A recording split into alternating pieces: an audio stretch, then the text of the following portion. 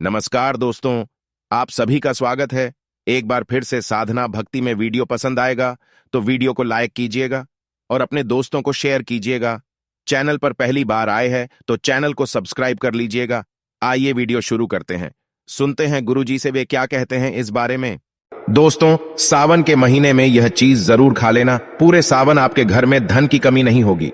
भोलेनाथ की कृपा हमेशा आपके ऊपर बरसेगी। साथ साथ सावन के पहले सोमवार में ये 5 गलतियां कभी मत करना। जानें सावन के पहले सोमवार में व्रत उपवास किस प्रकार से रखें।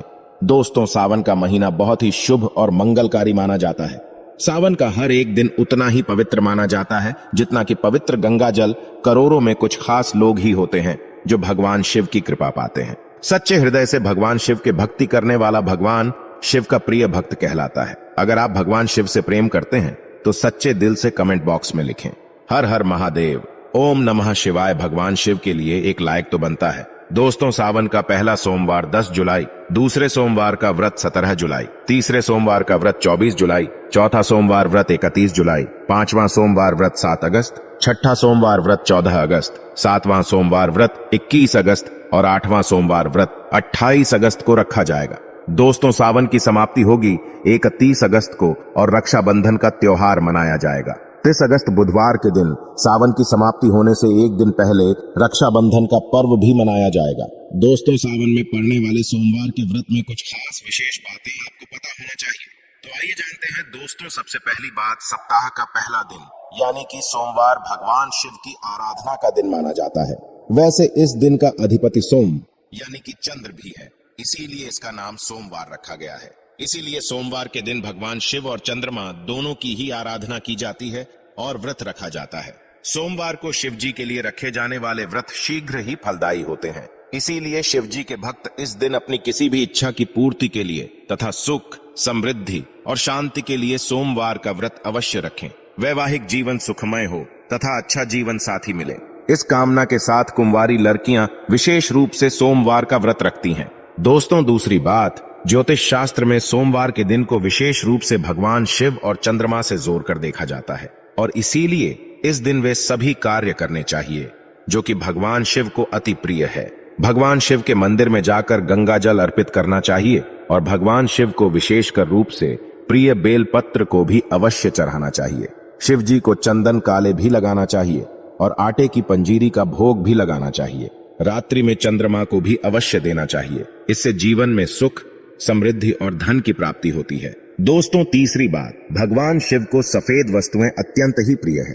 इसीलिए सोमवार के दिन सफेद चीजें जैसे कि दूध, दही, सफेद फूल इत्यादि को भी विशेष रूप से भगवान शिव को अर्पित करना चाहिए और शिव जी को सफेद चीजों का ही भोग लगाकर आप भी सफेद वस्तु ही ग्रहण कर सकते हैं। इससे आप पर शिव जी की कृपा अवश्य बरसेगी। इसी के साथ ही सोमवार के दिन सफेद रंग के वस्त्र धारण करना चाहिए, अत्यंत शुभ माना जाता है। दोस्तों, चौथी बात, वास्तुशास्त्र के अनुसार सोमवार को किसी आवश्यक काम के लिए घर से बाहर जाने से पहले आईना अवश्य देख लें।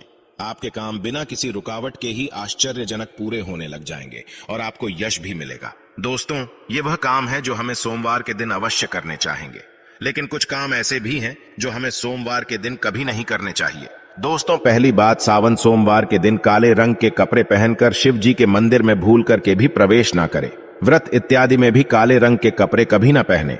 महिलाओं को सोमवार के दिन बाल भी नहीं धोने चाहिए, इससे परिवार पर गहरा असर पड़ता है।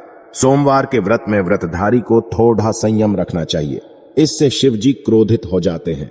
सोमवार के व्रत में वृद्धाधारी फलों में नाशपाती का सेवन गलती से भी नहीं करना चाहिए, इस शुभ नहीं माना जाता। और दूसरी बात, सोमवार के दिन मांस का सेवन करना वर्जित माना गया है। इसके विपरीत शिव जी का व्रत रखना चाहेंगे या फिर शुद्ध सात्विक आहार, दूध, दही, फल इत्यादि का सेवन करना चाहेंगे।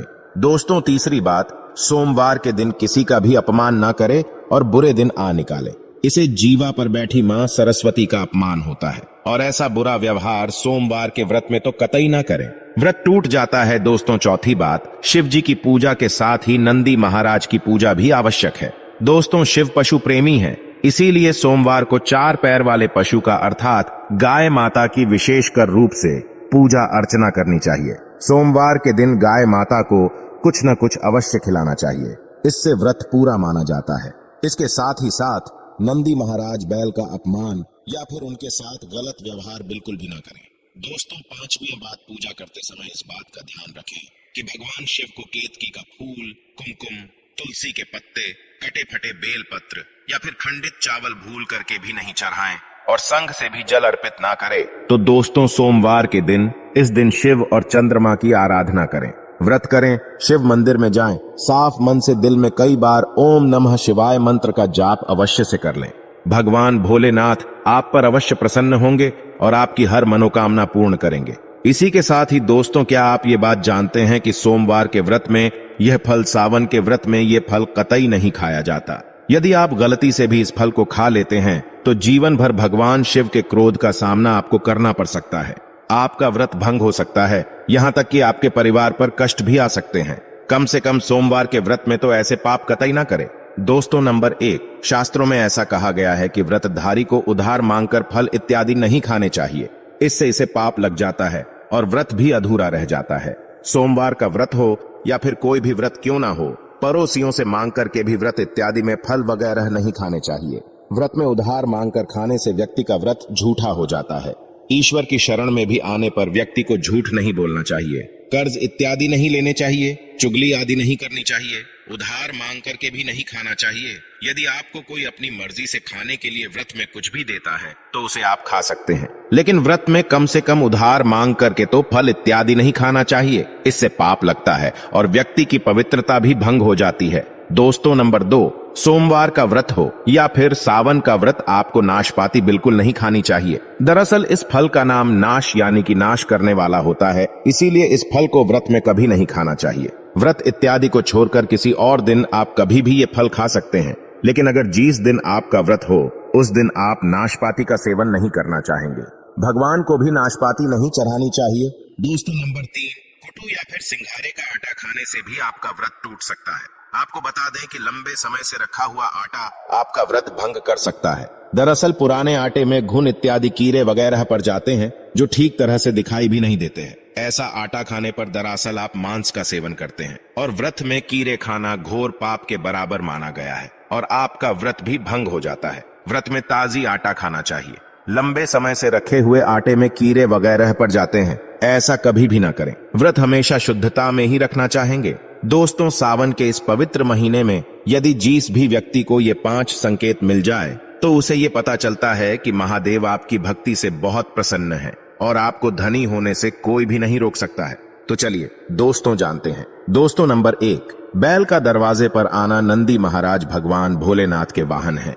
नंदी को भगवान शिव का द्वारपाल भी कहा गया है। नंदी महाराज को बुद्धि और ज्ञान का प्रतीक भी माना गया है। शिव के मंदिर के बाहर हमेशा नंदी महाराज विराजित रहते हैं, लेकिन अगर सावन के इस पवित्र महीने में अचानक से नंदी महाराज आपके दरवाजे पर आ जाए और घर की चौखट को सींग मारने लग जाए, तब आपको समझ जाना चाहिए कि भगवान शिव आपके घर में अब आने वाले हैं, जो कि यह एक उनके आने का विशेष संकेत है। भगवान शिव आपकी भक्ति से बहुत प्रसन्न है। वह आपके घर में खुशियां आने वाली है। आपको धनी होने से कोई नहीं रोक सकता, लेकिन याद रहे नंदी महाराज को तिलक लगाकर मीठा भोग अवश्य लगाएं।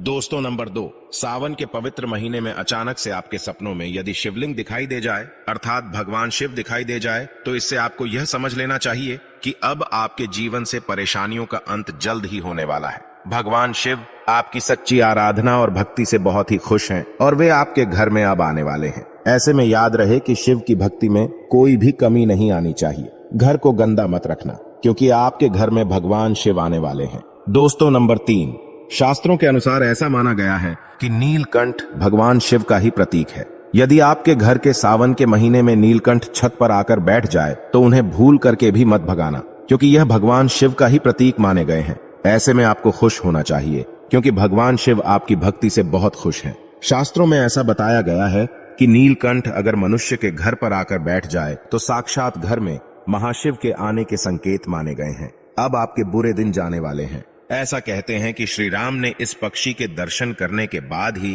रावण पर विजय प्राप्त की थी। दोस्तों, नंबर 4, सावन के पवित्र महीने में अचानक से घर में काला सांप यदि निकल आए तो इसे बहुत ही शुभ माना गया है। इसे बिल्कुल भी ना मारे, ये भगवान शिव के आने का संकेत है। जिनकी भक्ति से महादेव प्रसन्न होते हैं, तब महादेव किसी खास अवसर पर ही अपने दर्शन देते हैं। सावन का महीना बहुत ही पवित्र महीना माना गया है। यही वो महीना है जिसमें भगवान शिव धरती पर आते हैं और उसी घर में अपना आवास बना लेते हैं। जो सच्चा भक्त होता है, सपनों में किसी भी मंदिर में राग नागिन का जोड़ा देखना बहुत ही शुभ माना गया है। ये घर में शिव के आने के संकेत हैं। अब आपको खुश होने की जरूरत है। दोस्तों, नंबर 5, सावन के शुभ अवसर पर सोमवार के दिन डमरू की आवाज, घंटियों की आवाज यदि सुनाई दे जाए तो यह अत्यंत शुभ माना गया है। धन्यवाद और जय शिव शंकर। यदि आपके पास किसी वीडियो के लिए और कोई विचार या प्रश्न है तो कृपया हमें टिप्पणी के माध्यम से बताएं। हम आपके सुझाव और प्रतिक्रिया की प्रतीक्षा करते हैं। दोस्त, आप वीडियो के अंत तक आ ही गए हैं तो आपसे रिक्वेस्ट है, चैनल पर पहली बार आए हैं तो चैनल को सब्सक्राइब करके बेल आइकन को ऑन कर ले और वीडियो पसंद आया हो तो अपने दोस्तों को शेयर कर दे ताकि उनको भी फायदा हो सके। धन्यवाद।